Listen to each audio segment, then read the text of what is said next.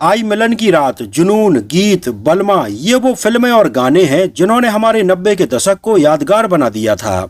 और इन सदाबहार फिल्मों और गानों के पीछे एक बहुत ही खूबसूरत चेहरा था जिसका नाम था अविनाश वाधवान। बॉलीवुड का एक ऐसा एक्टर जिसने अपनी मासूमियत और एक्टिंग से लाखों लोगों के दिलों पर राज किया। और जहां बॉलीवुड एक्टर्स के बारे में ज्यादातर ये कहा जाता है कि ये ज्यादा पढ़े लिखे नहीं होते हैं, तो अविनाश वाधवान के बारे में आपको बता दें तो वो IIT क्वालिफाइड थे और आगे चलकर उन्होंने सिविल इंजीनियरिंग में अपनी डिग्री कंप्लीट की। आगे चलकर उन्होंने IIM भी क्वालिफाई किया और MBA में दाखिला लिया, लेकिन एक्टिंग के चलते MBA को बीच में ही छोड़ दिया। जिन्होंने अर्ली 90s में बॉलीवुड में इतनी धुआंधार एंट्री की कि उनके सामने अक्षय कुमार, शाहरुख खान, अजय देवगन ये सारे एक्टर पीछे थे।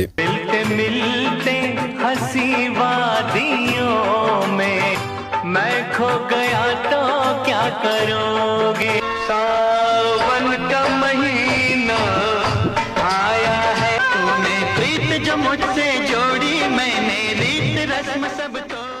यहाँ तक कि आपको बता दें कि उस समय अजय देवगन की फिल्म फूल और कांटे सबसे पहले अविनाश वाधवान को ऑफर हुई। शाहरुख खान की फिल्म दीवाना अविनाश वाधवान को ऑफर हुई। यहाँ तक कि यशराज फिल्म्स की ये दिल लगी में सैफ अली खान का रोल भी अविनाश वाधवान को ऑफर हुआ था। और ऐसी न जाने और कितनी फिल्में थीं जिनमें काम करने वाले एक्टर सुपरस्टार बन गए थे, लेकिन उस समय अविनाश वाधवान के पास में टाइम नहीं था और उन्होंने ये फिल्में ठुकरा दी थीं। इतना ही नहीं, इस बंदे ने बॉलीवुड से लेकर हॉलीवुड तक काम किया, लेकिन बाद में किस्मत कुछ ऐसी पलटी कि फिल्मों में तो ठीक है, टीवी सीरियल्स में भी सपोर्टिंग रोल के लिए भी इन्हें हाथ फैलाने पड़े।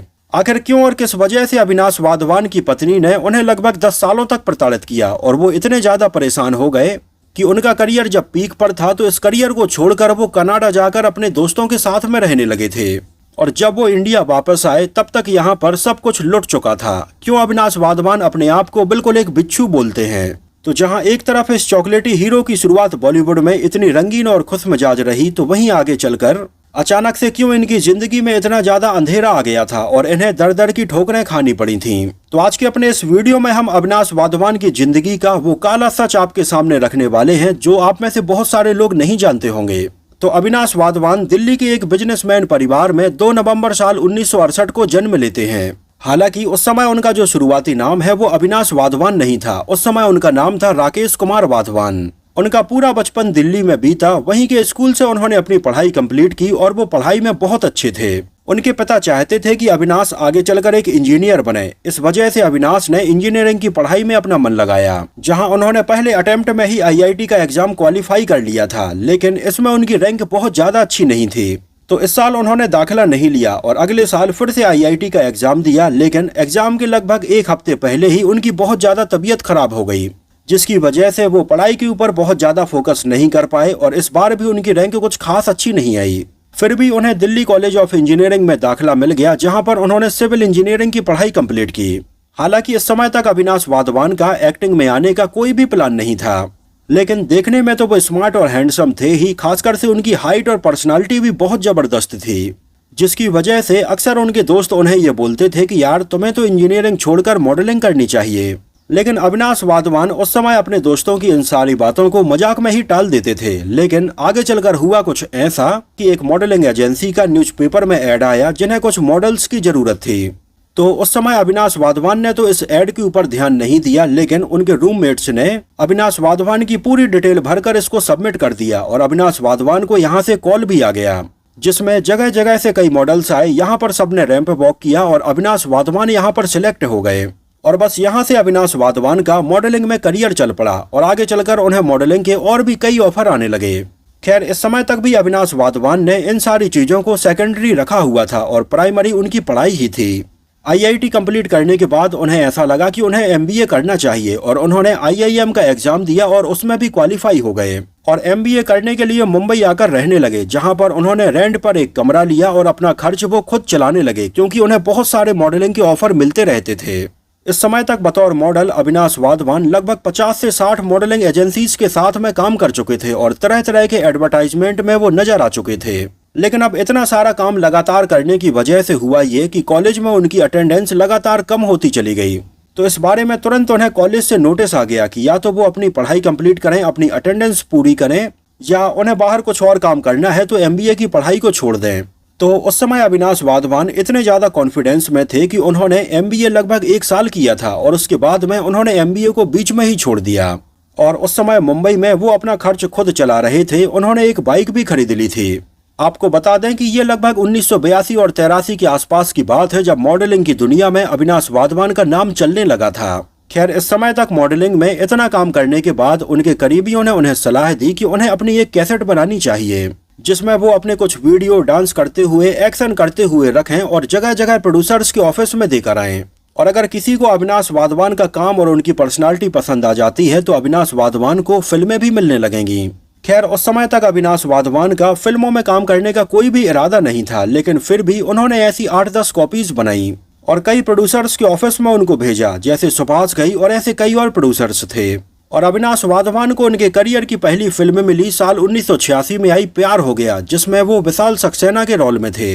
हालांकि ये फिल्म तो कुछ खास नहीं चल पाई, लेकिन इसके बाद अविनाश वाधवान को और फिल्में मिलनी भी शुरू हो गईं, जैसे इंसाफ की पुकार, आवाज दे कहां है। और इसी समय जब अविनाश वाधवान की एंट्री फिल्मों में हो चुकी थी तो उनका जो नाम था राकेश, वो बहुत ही कॉमन नाम था। तो लोगों को ये लग रहा था कि राकेश नाम का भी कोई हीरो हो सकता है, ये तो बड़ा ही कॉमन सा नाम है। तो कई लोगों ने अविनाश वाधवान को नाम चेंज करने की सलाह दी। तो उस समय अविनाश वाधवान अपनी एक फिल्म आवाज दे कहां है को साइन कर चुके थे और इसमें काम कर रहे थे, जिसका म्यूजिक जाने माने music composer Naushad Ali compose कर रहे थे। तो उस समय नौशाद अली साहब ने राकेश वाधवान को नाम दिया अविनाश वाधवान, जो एक काफी यूनिक सा नाम था। हालांकि आगे चलकर अविनाश वाधवान को इस बदले हुए नाम के साथ में भी काफी प्रॉब्लम हुई, क्योंकि उनकी हर जगह पर, उनकी मार्कशीट में, उनके बर्थ सर्टिफिकेट पर, उनके पासपोर्ट पर उनका नाम राकेश वाधवान ही लिखा हुआ था। लेकिन उनकी बढ़ती हुई लोकप्रियता के साथ में अब ज्यादातर लोग उन्हें अविनाश के नाम से जानने लगे थे।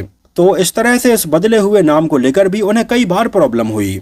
खैर, ये चीजें चलती रहीं, लेकिन ये फिल्में भी कुछ खास नहीं चल पाईं। लेकिन इन फिल्मों में उन्हें नोटिस किया जाने माने डायरेक्टर के पप्पू ने, जो उस समय टी सीरीज के फाउंडर गुलशन कुमार के साथ में एक म्यूजिकल फिल्म बनाने की तैयारी कर रहे थे। इस फिल्म का नाम था आई मिलन की रात। तो गुलशन कुमार से भी अविनाश वाधवान को उन्होंने मिलवाया और गुलशन कुमार को अविनाश वाधवान काफी पसंद आए और उन्होंने अविनाश वाधवान को इसके लिए फाइनल कर दिया। और ये फिल्म कहीं न कहीं अविनाश वाधवान के करियर के लिए मील का पत्थर साबित हुई, जहां फिल्म तो चली ही और इसके गाने भी सुपरहिट रहे, जैसे कितने दिनों के बाद है आई और सावन का महीना आया है। ये सारे गाने उस समय चार्ट बस्टर रहे थे। और बस यहाँ से अविनाश वाधवान की गाड़ी चल पड़ी थी और गुलशन कुमार के साथ में उनके काफी अच्छे रिलेशन हो गए थे।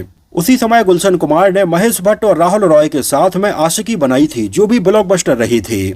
तो महेश भट्ट से भी अविनाश वाधवान मिलते रहते थे और उन्हें अविनाश वाधवान का काम भी काफी पसंद आया। और इसी के चलते महेश भट्ट ने राहुल रॉय के साथ में अपनी साल 1992 में आई फिल्म जुनून में अविनाश वाधवान को भी पॉजिटिव रोल में साइन किया।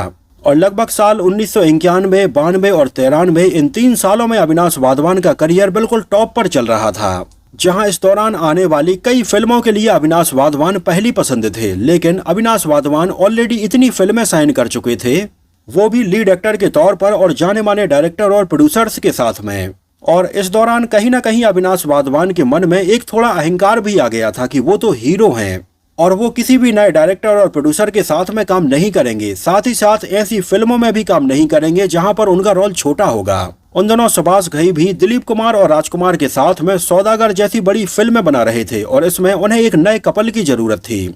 तो अविनाश वाधवान इसके लिए ऑडिशन देने के लिए गए थे और सुभाष घई को अविनाश का काम काफी पसंद भी आया था। लेकिन प्रॉब्लम ये थी कि अविनाश वाधवान की हाइट काफी अच्छी थी और सुभाष घई को एक थोड़ी नॉर्मल और कॉलेज स्टूडेंट टाइप का लड़का चाहिए था। तो अविनाश वाधवान इसके लिए सिलेक्ट नहीं हो पाए थे और बाद में इसमें उन्होंने विवेक मुसरन को साइन किया था। उन्हीं दिनों अविनाश वाधवान के पास में फिल्म फूल और कांटे का ऑफर भी आया था, जिस फिल्म के सारे गाने अविनाश वाधवान ने पहले ही सुने थे। हालांकि ये गाने भी अविनाश वाधवान को काफी पसंद आए थे, लेकिन उस समय फिल्म फूल और कांटे के डायरेक्टर कुकू कोहली की ये पहली फिल्म थी और वो बिल्कुल ही नए डायरेक्टर थे और इसके प्रोड्यूसर दिनेश पटेल भी काफी नए ही थे। इस वजह से अविनाश वाधवान को ये लगा कि उनके पास में जब बड़े बड़े डायरेक्टर्स की बड़े बजट की फिल्में हैं तो वो इस छोटे बजट की और नए डायरेक्टर के साथ में फिल्म क्यों करें। तो अविनाश वाधवान को इसके गाने पसंद आने के बावजूद भी उन्होंने अपनी डेट्स का हवाला दिया और फिल्म फूल और कांटे को छोड़ दिया। खैर आगे चलकर ये रोल अजय देवगन को मिला था और इस फिल्म ने अजय देवगन की किस्मत बदल दी थी। जिस फिल्म में अजय देवगन की ये आइकॉनिक एंट्री आज भी लोगों के दिलो दिमाग में वैसे ही बसी हुई है। उन्हीं दिनों फिल्म दीवाना भी बन रही थी, जिसमें ऋषि कपूर और दिव्या भारती जी ऑलरेडी साइन हो चुके थे और अब इसमें एक दूसरे हीरो की जरूरत थी जिसकी फिल्म में एंट्री ही इंटरवल के बाद होने वाली थी। तो ये रोल भी अविनाश वाधवान को ऑफर हुआ, लेकिन अविनाश वाधवान को ये लगा कि इसमें तो उनकी एंट्री ही इंटरवल के बाद है और ऊपर से इसमें इतने पॉपुलर एक्टर ऋषि कपूर काम कर रहे हैं, इस वजह से उन्होंने ये फिल्म छोड़ दी और बाद में ये रोल मिला शाहरुख खान को। और जब शाहरुख खान की एंट्री फिल्म दीवाना में इंटरवल के बाद में कोई ना कोई चाहिए इस गाने में बाइक चलाते हुए होती है, भाई साहब लोग ताली बजाने लगे थे और अचानक से ऐसा लगने लगा जैसे फिल्म दीवाना का फर्स्ट हाफ बिल्कुल ही अलग है और सेकंड हाफ बिल्कुल ही अलग है। और फिल्म दीवाना ने उस समय शाहरुख खान को भी सुपरस्टार बना दिया। यहाँ तक कि उस समय यश चोपड़ा भी एक फिल्म बना रहे थे अक्षय कुमार काजोल के साथ में, ये दिल लगी के नाम से। तो इसमें भी उन्हें एक और एक्टर की जरूरत थी और यश चोपड़ा उस समय अविनाश वाधवान से मिले भी थे, जहाँ उन्होंने अविनाश वाधवान को अपने ऑफिस बुलाया था। लेकिन उस समय तक अविनाश वाधवान की शादी हो चुकी थी और उनकी शादी कुछ खास अच्छी नहीं चल रही थी। आपको बता दें कि लगभग 20-22 साल की उम्र में ही अविनाश वाधवान की छाया पारेख के साथ में साल 1990 में शादी हो गई थी। मतलब जहां एक तरफ अविनाश वाधवान का करियर धीरे धीरे गति पकड़ रहा था, तो वहीं दूसरी तरफ उनकी शादी हो जाती है। खैर उस समय शादी के बाद में अविनाश वाधवान को ये लग रहा था कि अब उनकी जिंदगी और भी अच्छी हो जाएगी, लेकिन जैसे ही इनकी शादी के कुछ महीने बीते तभी इनके बीच में बहुत ज्यादा लड़ाइयां होने लगीं। लड़ाइयां इतनी ज्यादा कि कई बार बात मारपीट पर भी आ जाती और दोनों के परिवार वालों को इनकी सुलह करवानी पड़ती। हालांकि कई महीनों तक ऐसा चलता रहा, लेकिन इससे अविनाश वाधवान मेंटली काफी तनाव में रहने लगे थे, जिसका नतीजा ये हुआ कि जहां उनका पूरा फोकस उनके करियर के ऊपर होना चाहिए था, उनका पूरा फोकस इन लड़ाइयों पर ही था। यहाँ तक कि अविनाश वाधवान इन सारी चीजों से इतने तनाव में रहने लगे थे कि वो और उनकी पत्नी दोनों एक दूसरे से अलग रहने लगे थे।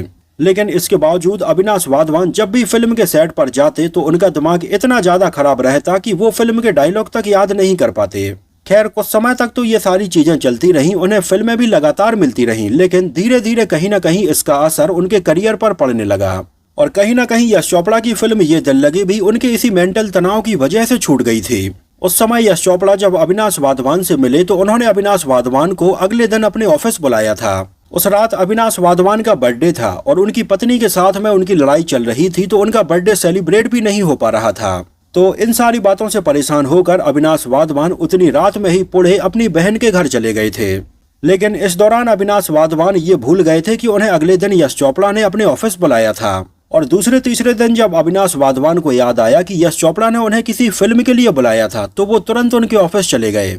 लेकिन तब तक काफी देर हो चुकी थी, इस फिल्म के लिए सैफ अली खान सिलेक्ट हो चुके थे और कहीं न कहीं अविनाश वाधवान की एक गलती की वजह से ये बड़ी फिल्म उनके हाथ से निकल गई थी। इसके अलावा उन दोनों अविनाश वाधवान के जो मैनेजर थे, कहीं न कहीं अविनाश वाधवान के करियर को नीचे गिराने में उनके मैनेजर का भी हाथ रहा है। उन दोनों अक्सर होता ऐसा था कि जैसे ही बॉलीवुड में कोई नए एक्टर आते थे तो उनके तरह तरह के मैनेजर बन जाते थे और ये मैनेजर एक एक्टर के साथ में तो काम करते ही थे, साथ ही साथ दूसरे एक्टर के साथ में भी काम करने की जुगाड़ लगाते ही रहते थे। तो उन दोनों कई बार ऐसा भी हुआ जहां पर अविनाश वाधवान को कोई फिल्म ऑफर हुई, लेकिन उनके मैनेजर ने बोला कि सर के पास में डेट्स ही नहीं है और कई फिल्मों के बारे में तो अविनाश वाधवान को पता भी नहीं रहता कि ये फिल्म उन्हें ऑफर भी हुई थी। खैर बाद में अविनाश वाधवान को पता चला कि उनका जो मैनेजर है वो उनके बजाय दूसरे एक्टर को ज्यादा फिल्में दिला रहा है। तो ऐसे में अविनाश वाधवान ने अपने मैनेजर को निकाल दिया था, लेकिन इस समय तक उनके हाथ से कई बड़ी फिल्में छूट गई थीं। आपको बता दें कि इसी समय महेश भट्ट की एक और फिल्म सर में भी एक नए कपल के तौर पर अविनाश वाधवान को ऑफर किया गया था, लेकिन उनके मैनेजर ने उन्हें बताया ही नहीं कि महेश भट्ट की किसी फिल्म का ऑफर उनके लिए आया है। तो ये फिल्म भी उनके हाथ से निकल गई थी और बाद में फिल्म सर में इस रोल में अतुल अग्निहोत्री नजर आए थे। तो कहीं न कहीं इन सारी चीजों के बीच में अविनाश वाधवान बुरे फंसे हुए थे। एक तो उनकी पत्नी का दबाव अलग चल रहा था, दूसरी तरफ उनका मैनेजर भी उन्हें बहुत अच्छी अच्छी फिल्मों की ऑफर बता भी नहीं रहा था। खैर आगे चलकर वो जुनून, गीत, बलमा, दिल की बाजी, परवाने और धनवान जैसी फिल्मों में नजर आए और इस दौरान अविनाश वाधवान ने कई और फिल्में साइन की थी, जिनकी 10% शूटिंग हुई, किसी की 20% हुई, किसी की 40% हुई और उन दोनों अविनाश वाधवान की लगभग 10 से भी ज्यादा फिल्में ऐसे ही डिब्बा बंद हो गई थीं। आगे चलकर वो हमें साल 1996 में पापी गुड़िया में नजर आए, इसके बाद चुप में, फूल बने पत्थर में और ऐसी कई और फिल्मों में नजर आते रहे। लेकिन अब इस समय तक अविनाश वाधवान का करियर जो एक समय टॉप पर था वो अब ढलान पर आ गया था। क्योंकि इस समय तक ऑलरेडी बॉलीवुड में अविनाश वाधवान से कई अच्छे एक्टर आ चुके थे, शाहरुख खान, अजय देवगन, सुनील शेट्टी, अक्षय कुमार और ऐसे कई और इसी समय तक अविनाश वाधवान जिन्हें अपना गुरु मानते थे यानी कि गुलशन कुमार, उनके भी अंडरवर्ल्ड के लोगों के द्वारा गोली मारकर हत्या कर दी जाती है, जिन्होंने अविनाश वाधवान के करियर को चरम पर पहुंचाया था और उनके साथ में आई मिलन की रात और मीरा का मोहन जैसी यादगार फिल्में बनाई थीं। लेकिन अचानक से गुलशन कुमार की मृत्यु हो जाने के बाद में अविनाश वाधवान को और भी फिल्में नहीं मिल पाईं। नहीं तो कहीं न कहीं उन्हें ऐसा लग रहा था कि गुलशन कुमार उनके साथ में कोई न कोई फिल्म और बनाएंगे। तो कहीं न कहीं जब बुरा समय आता है तो हर तरफ से ही आता है और अविनाश वाधवान का अब ऐसा ही बुरा समय चल रहा था। इस समय तक एक तो उनके करियर में प्रॉब्लम और दूसरी तरफ वो मेंटली अपनी पत्नी से काफी परेशान चल ही रहे थे। ऐसे में अविनाश वाधवान कनाडा एक फिल्म की शूटिंग के लिए गए और बाद में कनाडा में ही रुक गए, जहां पर उनके कॉलेज टाइम के दोस्त ऑलरेडी रहते थे। तो उन्हीं के साथ में अविनाश वाधवान लगभग 1.5 से 2 साल तक रुके रहे, जहां इस समय तक वो काफी शराब भी पीने लगे थे। और लगभग 1.5 से 2 साल बाद जब वो इंडिया वापस आए तब तक तो यहाँ सब कुछ बदल गया था। लोग अविनाश वाधवान को बिल्कुल भूल ही गए थे, या याद भी थे तो इस तरह से याद थे कि अच्छा ये भी एक एक्टर था। और वापस आने के बाद में तो अविनाश वाधवान को बॉलीवुड में फिल्में बिल्कुल ना के बराबर मिलने लगीं, या कुछ एक फिल्मों में उन्हें विलेन के रोल या सपोर्टिंग रोल ऑफर भी होते तो अविनाश वाधवान इनको ठुकरा देते थे। उनका ये मानना था कि उन्होंने हीरो के तौर पर फिल्मों में एंट्री की थी और वो बड़े रोल ही करेंगे। आपको बता दें कि अर्ली 2000 के आसपास टीवी सीरियल्स भी बहुत ज्यादा पॉपुलर होने लगे थे और कई टीवी सीरियल्स में लोग काम कर रहे थे। तो उस समय तक एकता कपूर के भी बहुत सारे टीवी सीरियल्स आने लगे थे और एक टीवी सीरियल के लिए तो उन्होंने अविनाश वाधवान को भी अप्रोच किया था।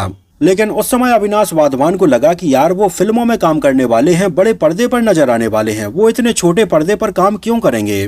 तो यहाँ पर उन्हें मिले कई ऑफर भी उन्होंने ठुकरा दिए। खैर इस दौरान अविनाश वाधवान को कई रीजनल फिल्मों में लीड एक्टर के रोल मिलने लगे, जिनमें कई पंजाबी फिल्में थीं और कई गुजराती फिल्में थीं। तो अविनाश वाधवान इस बात से भी खुश थे कि चलो फिल्में रीजनल ही सही, लेकिन इनमें उन्हें बड़े रोल तो मिल रहे हैं। तो अविनाश वाधवान ने ऐसी कई रीजनल फिल्मों में काम किया, लेकिन इन फिल्मों से उन्हें कुछ खास सफलता नहीं मिल पा रही थी। लेकिन फिर भी इनमें काम करके उनके घर का खर्च चला और आगे चलकर तो अविनाश वाधवान ने खुद ही टीवी में काम करने का डिसाइड किया, क्योंकि अब ऐसा करने के अलावा अविनाश वाधवान के पास में दूसरा कोई चारा भी नहीं था और उन्हें अपने घर का खर्च भी चलाना था। और इस तरह से अविनाश वाधवान की टीवी की जर्नी शुरू हुई, जहां एकता कपूर के कई बड़े सीरियल्स को ठुकराने के बाद उन्होंने कई टीवी सीरियल किए, जिनमें सपना बाबुल का विदाई, शोभा शुभम की, जुनून, बालिका बधू, डोली अरमानों की, पिया अलबेला, अगर तुम ना होते और तेरी मेरी दूरियां जैसे कई टीवी सीरियल्स में वो नजर आए। यहाँ तक कि अविनाश वाधवान ने सीआईडी के भी कुछ एपिसोड्स में काम किया था और एक एपिसोड तो बहुत यादगार रहा। और ये सीआईडी के इतिहास का एक ऐसा एपिसोड था जिसका नाम लिम्का बुक ऑफ रिकॉर्ड्स में भी दर्ज किया गया था। लगभग 1 घंटे से भी लंबाई वाला ये एपिसोड था और इस एपिसोड को पूरा का पूरा एक ही कट में शूट किया गया था। तो एक समय बड़े पर्दे का हीरो जिसके पास में बड़े बड़े डायरेक्टर और प्रोड्यूसर्स की लाइन लगी रहती थी, लेकिन उस समय अविनाश वाधवान ने गलती ये की कि जो नए फिल्म मेकर थे, नए डायरेक्टर थे, नए प्रोड्यूसर थे, उनके साथ में फिल्में करने से मना कर दिया था, या जो फिल्में थीं उनमें उनका रोल भले ही छोटा था लेकिन दमदार था, उसको भी ठुकराया। और कहीं ना कहीं अपनी इन सारी गलतियों का पछतावा अविनाश वाधवान को आज भी है। और अविनाश वाधवान अपने एक इंटरव्यू में कहते भी हैं कि काश वो 30 साल पहले पहुंच जाते और अपनी गलतियां जो उन्होंने की हैं उनको सुधार पाते। जहां तक कि अविनाश वाधवान ने अपने आप को बिच्छू ही बोल दिया। उनका ये कहना था कि जैसे बिच्छू किसी और को डंक मारता है तो वो खुद एक बिच्छू के जैसे ही है जो अपने आप को ही डंक मार रहे थे। खैर कहीं ना कहीं होता वही है जो कि किस्मत को मंजूर होता है। आदमी कितना भी हाथ पैर मार ले, जिसकी किस्मत में जो लिखा होता है होता वही है। खैर 10 सालों तक अविनाश वाधवान की शादी अधर में ही लटकी रही और वो काफी मेंटली तनाव में गुजरते रहे। और 10 सालों बाद साल 2000 में इन दोनों का डिवोर्स हो जाता है और ऑफिशियली ये दोनों अलग हो जाते हैं। और इसके लगभग 3 साल बाद अविनाश वाधवान दूसरी शादी करते हैं नताशा के साथ में, जिनके साथ में उनकी जिंदगी अच्छी खासी गुजर रही है और आज भी ये दोनों साथ में हैं। आपको बता दें कि अविनाश वाधवान की पहली शादी से उन्हें एक बेटा हुआ था जिसका नाम है समय वाधवान, जो भी फिल्मों में काम कर रहा है। हालांकि वो अभी भी फिल्मों में नाम बनाने के लिए काफी स्ट्रगल कर रहे हैं, उन्हें वो पहचान अभी तक नहीं मिल पाई है। और अविनाश वाधवान के पहले बेटे के बाद में दूसरी शादी से उनके दूसरे बेटे का जन्म होता है लगभग 19 साल बाद, यानी कि 2011 में। और उनके दूसरे बेटे का नाम है सम्राट वाधवान, जो अभी पढ़ाई कर रहे हैं। और फिलहाल अविनाश वाधवान मुंबई में ही अपनी पत्नी और बच्चे के साथ में रहते हैं, लेकिन उन्हें अभी फिल्में नहीं मिल पा रही हैं। जहां आखिरी बार वो हमें साल 2018 में आई फिल्म मौसम इकरार के 2 पल प्यार के में नजर आए थे। उसके बाद किसी फिल्म में नजर नहीं आए। खैर, टीवी सीरियल मनपसंद की शादी में और एक web series state of siege 26/11 में वो नजर आए थे। और आज के टाइम पर अविनाश वाधवान बहुत ही लो प्रोफाइल मेंटेन करके चल रहे हैं। बहुत ही रेयर कभी कभार वो हमें मीडिया के सामने नजर आए। तो कहीं ना कहीं ये देखकर दुख होता है कि एक समय का स्टार जिसको फिल्मों में इतनी अच्छी शुरुआत मिली, लेकिन वो अपनी सफलता को बरकरार नहीं रख पाए। और उस समय उनके करियर के फेल होने का एक बड़ा रीजन वो आज भी अपनी पहली पत्नी को मानते हैं, जिनके साथ में वो लगभग 10 सालों तक तनाव में जी रहे थे। इससे अच्छा अगर वो तुरंत ही डिवोर्स दे देते तो शायद आज अविनाश वाधवान का करियर कुछ और ही होता। खैर, ये तो अपनी अपनी डेस्टिनी है। और अविनाश वाधवान के जैसे बॉलीवुड में और भी ऐसे कई एक्टर थे जिन्हें 1 या 2 फिल्मों में इतनी बड़ी सफलता मिली कि आगे चलकर उनके पास में फिल्मों की लाइन लग गई, लेकिन वो लोग भी अपनी सफलता को बरकरार नहीं रख पाए। तो फिलहाल के लिए इस वीडियो में इतना ही। अगर आप ऐसे ही और सेलिब्रिटीज के बारे में, उनकी जिंदगी के काले सच के बारे में जानना चाहते हैं तो हमें कमेंट सेक्शन में जरूर बताइए। और अगर ये वीडियो आपको पसंद आया हो, मेरी मेहनत आपको पसंद आई हो, तो उसको प्लीज लाइक करके मुझे इस बात का जवाब जरूर दीजिए। तो मिलते हैं किसी नए वीडियो में कुछ और ऐसी ही इंटरेस्टिंग और रोचक बातों के साथ।